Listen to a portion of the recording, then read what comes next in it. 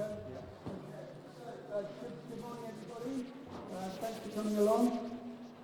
Thanks for coming along. Apologies, I'm not great at standing up in front of large groups of people, but I'll do my best. Setting up a Feva. So, the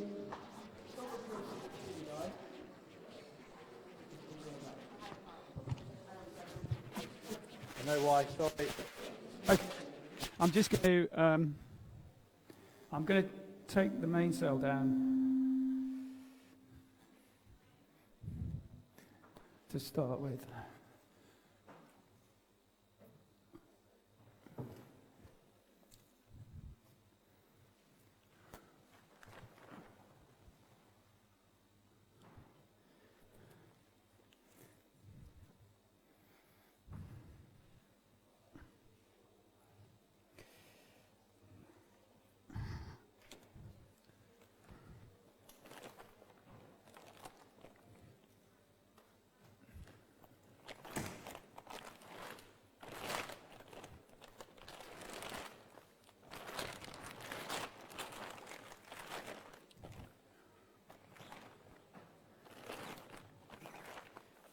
Okay, folks, so to start this, don't really need the mainsail. This is about setting up the mast and getting the mast rate correct. So a lot of you will have seen a tuning guide that involves measuring from the main halyard down to the transom. So that seems to be the recognised way of checking your mast rate. So attach a tape measure to the end of the halyard. The PA seems to have gone. Can everybody still hear me? Okay, brilliant. So attach a tape measure to the end of the halyard and set it up. And there appears to be a magic number. So we set the tape measure to the top of the gooseneck collar. And then we measure back to the transom. Okay. So this is with the jib up, rig tension on,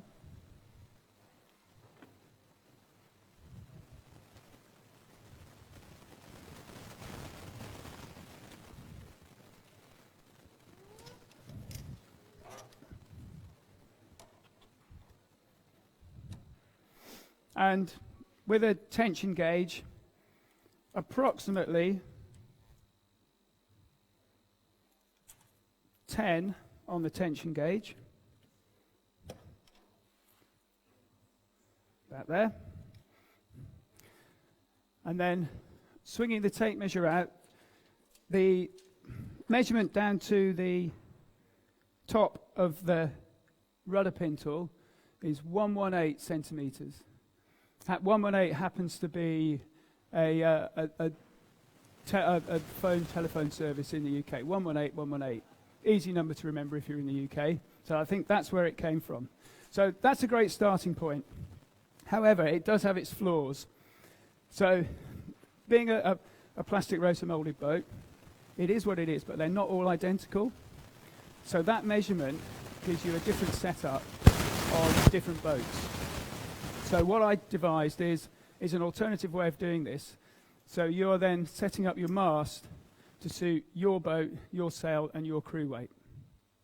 And it all revolves around the mast and how hard it's pressing against the front of the deck. So you've got two fixed points on the boat, where the mast touches the bottom of the boat and where it touches the deck. Okay? And if we take that away, and our tape measure, because we don't need those anymore,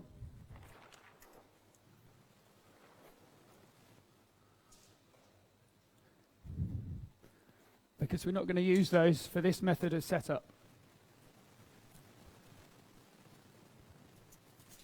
I'll just leave that there. So, what happens is that when you pull on tension, the mast presses against the front of the mast gate here, the deck. Okay, and when you go back out and look at your boats, you'll probably see that your mast is bending forward in the middle. Now, when your mast bends forward in the middle, so it bends forward at the top, it's back in the middle, and that makes the mainsail quite full. Okay, so that's a good setup if you're heavy, or it's medium winds, you're just about hiking. But what happens when the wind gets stronger if you leave your boat like that?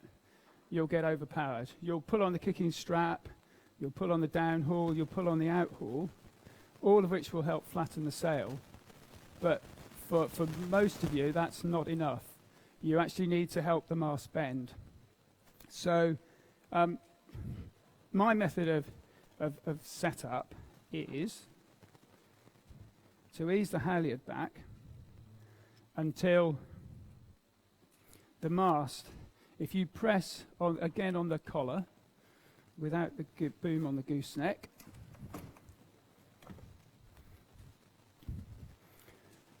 the mast will just move away from the deck. Somebody here is nodding.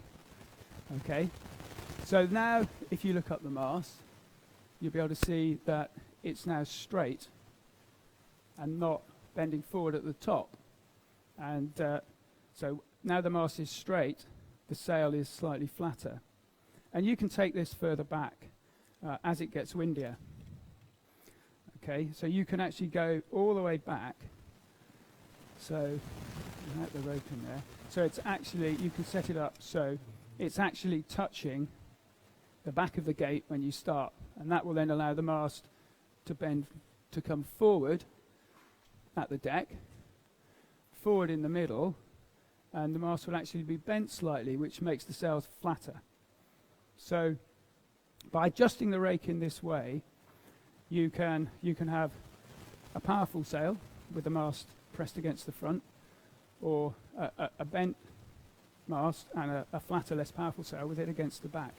Still doing all the things with the control, with the kicker, the outhaul and the downhaul that you would normally do. But certainly for lighter crews, this will help.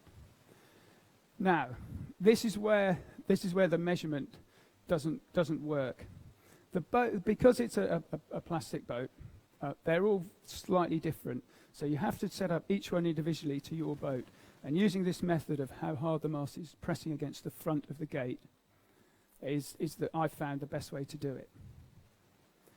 Now, there's one more part to this, and that is you're going, well, okay, so you've just let tension off the jib halyard. Now the shrouds are really slack. Okay, so in the past, a lot of us will have, in dinghies especially, will have set the mast rake up by first of all setting the shrouds, then pulling on the tension with the gauge, and then measuring and getting the mast rake right with a measurement to the transom. However, I'd like you to think of it in a different way. So if you look at a boat side on, I'm not sure that I can move it. We've got two triangles here, one with the mast being the middle point, one triangle down to the forestay, and then a second triangle from the shroud plates down to the mast. Now, you can see that the jib triangle has got a wider base than the shroud triangle. So this one's a more powerful, this is the more powerful triangle of the two. I hope this sense is making sense. Okay. So if you pull on the jib halyard, okay, it's moving the top of the mast forward. Okay, but it's also increased the rig tension. Okay, so you've now got the tension you want, and really you need, in a Feva, you need enough tension to stop the jib moving too much. You're never going to stop it moving You're always going to have a slack leeward shroud when you're sailing upwind, but you don't want the jib waving around in the breeze and looking like a spinnaker. So you need a certain amount of tension, but putting that tension on by pulling on the jib halyard will just pull the mast forward and press the mast back against the front of the gate and put power back into the sail. So all I'd like you to do is in future when you set your boat up, think of this triangle as the one that affects the mast rake and the shrouds that affect the tension. Now it's not my boat, it's somebody racing this week, and they've obviously taped all their shroud plates up, so I won't alter them. But I would set up and calibrate my mast rake and my position at deck level from a point on the mast with the jib halyard, and then I would play around with the shrouds to get the tension I wanted to stop the jib moving around too much. Okay? So that was it really. It was an explanation of how to set your rig up, and just maybe an alternative way of thinking about how you set up your mast rake. Now, so I can see a lot of people looking. Does anybody have any questions on that? Anybody not quite sure of what I've said? Anybody like an explanation? Nick?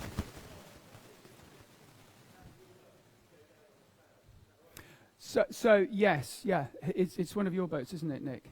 Can I change the setting? Okay. Sorry. Yes. So Nick was asking. The question was, did that mean I would say go down on the shrouds? And for today, I would say for most of you, the answer is yes. And I'll now try and demonstrate.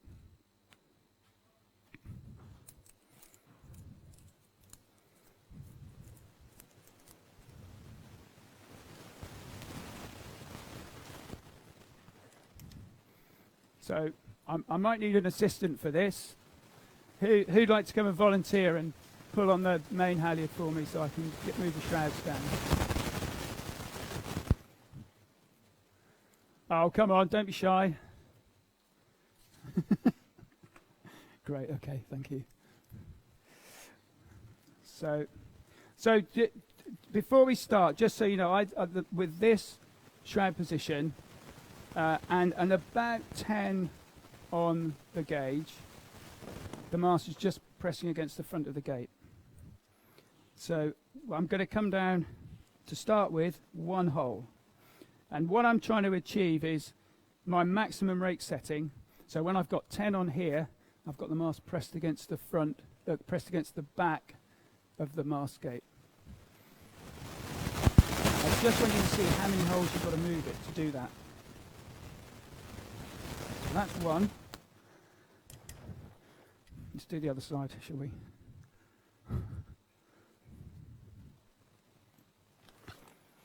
Oh, he's done a good job of taping this one up. No, can't touch that.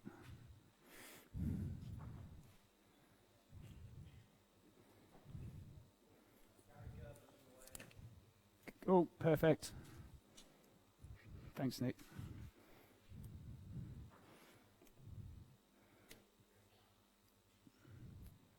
This is where I sliced through the wire for the microphone, and it all goes quiet.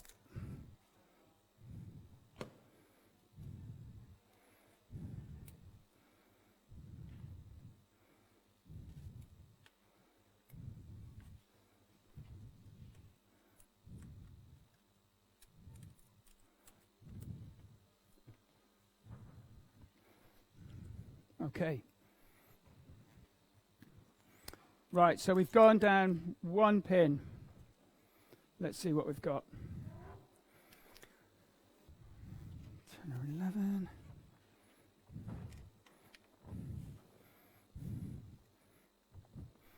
That's actually moved it all the way back on this boat. Some of the boats, you'll be able to come back 2 pins. And actually, if you're really light, you might want to come all the way down as far as you can go. That's pretty straight. Can we just try the second one, if we can manage it?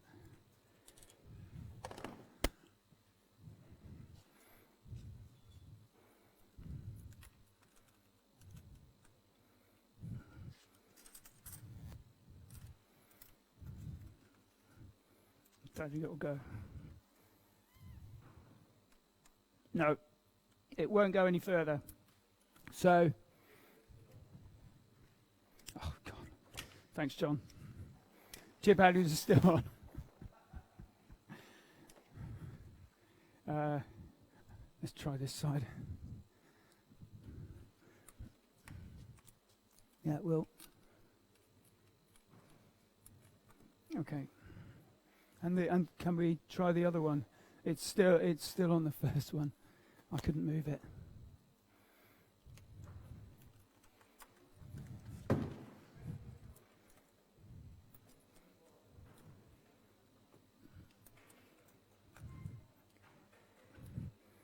Yeah, that's in. Okay. It's probably already about 10. Not far off it.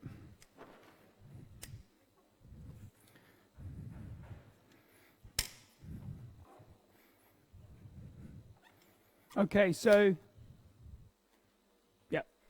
So you could see the amount of effort that was required to do that, really pulling down on the shrouds. The mast is now pretty straight all the way up. It's pressed quite hard against the back of the mast gate. But for lighter sailors, I think that will give you an advantage in what looks like some quite windy weather for the next couple of days. Now, I'll be here for another few minutes. Feel free to come up and look at this boat and ask me any questions if you're not comfortable asking in front of the whole group. But before we do that, has anybody got any more questions they'd like to share with everybody?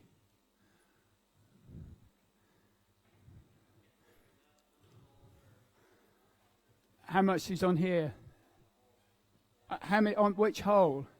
I went down two holes from what I would call a neutral upright position. Okay? Is that all right?